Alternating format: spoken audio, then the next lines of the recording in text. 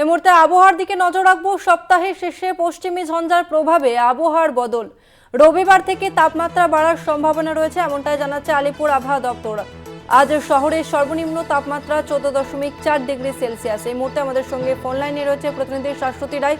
শাশ্বতী, কি আপডেট পাওয়া যাচ্ছে আবহাওয়ার? দেখো, আজ পর্যন্ত তাপমাত্রার পারদ নিম্নমুখী রয়েছে, তবে আগামী কাল থেকে তাপমাত্রা ধীরে ধীরে বাড়বে পশ্চিমী ঝঞ্ঝার প্রভাবে। সেক্ষেত্রে আজও পশ্চিমের জেলাগুলিতে তাপমাত্রা একেবারে সর্বনিম্ন তাপমাত্রাগুলি স্বাভাবিকের থেকে বেশ কিছুটা নিচে অবস্থান করছে। বিশেষত পুরুলিয়া, বাঁকুড়া, বীরভূম এই জেলাগুলির ক্ষেত্রে তাপমাত্রা পারদ নিচের দিকে। তবে সোমবার এবং মঙ্গলবার আংশিক মেঘলা আকাশ দক্ষিণবঙ্গের ক্ষেত্রে এবং উত্তরবঙ্গে বৃষ্টির সম্ভাবনার কথা জানাচ্ছে হাওয়া অফিস। সেক্ষেত্রে উত্তরবঙ্গের দার্জিলিং এবং কালিম্পংয়ের উচ্চ পার্বত্য অংশে মঙ্গলবার তুষারপাতের সম্ভাবনার কথা জানানো হচ্ছে।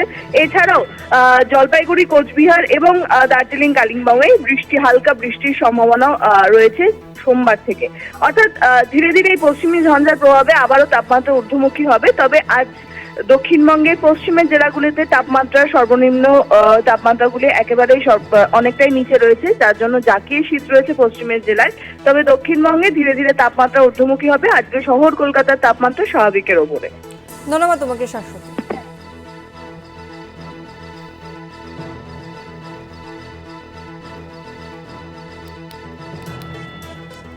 সোমবার ও মঙ্গলবার দক্ষিণবঙ্গে আংশিক মেঘলা থাকবে, এমনটা জানাচ্ছে আলিপুর আবহাওয়া দপ্তর। অন্যদিকে উত্তরবঙ্গের ক্ষেত্রে সব জেলাতেই কুয়াশার সম্ভাবনা।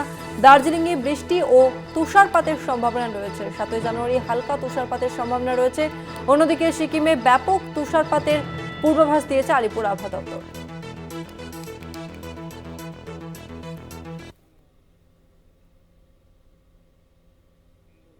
এখন এই পর্যন্তই। দেখতে থাকুন কলকাতা টিভি রাত দিন 7 দিন।